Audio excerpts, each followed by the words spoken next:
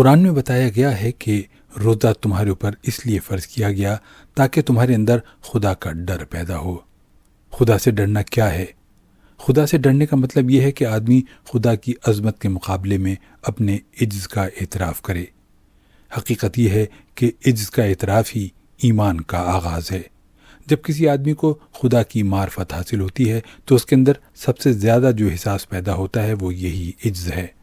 خدا پر ایمان دراصل خدا کی بے پناہ عظمت کو دریافت کرنا ہے، اور جو آدمی خدا کی بے پناہ عظمت کو دریافت کرے اس کا حال یہ ہوگا کہ وہ عجز کے احساس میں ڈوب جائے گا۔ اس کے اندر جو سب سے بڑی صفت پیدا ہوگی وہ یہی عجز کی صفت ہے۔ ایمان خدا کی معرفت کا دوسرا نام ہے، اس خدا کی معرفت جو اتاہ کائنات کا خالق و مالک ہے، جو حیرت ناک قدرت کے ساتھ اس اتاہ کائنات کو کنٹرول کر رہا ہے۔ یہ شعور جس عورت یا مرد کے اندر پیدا ہو جائے اس کا حال یہی ہوگا کہ اس کو تمام عظمتیں خدا کی طرف دکھائی دیں گی اور اپنی طرف اس کو عجز کے سوا کچھ اور دکھائی نہ دے گا۔ عجز سادہ طور پر صرف ایک احساس کا نام نہیں ہے۔ عجز کسی انسان کی زندگی میں سب سے بڑی قوت محرکہ یعنی موٹیویشنل فورس ہے۔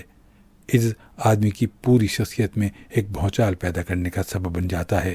عجز آدمی کے ذہن و فکر میں کامل انقلاب پیدا کر دیتا ہے۔ عجز کے احساس کا تعلق خدا سے ہے، مگر جب کسی آدمی کے اندر حقیقی معنوں میں عجز کا احساس پیدا ہو جائے تو انسانی تعلقات میں بھی اس کا اظہار ہونے لگتا ہے۔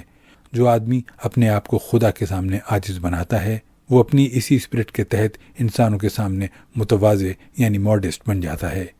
عجز خدا کی نسبت سے عز ہے اور انسان کی نسبت سے تواضع۔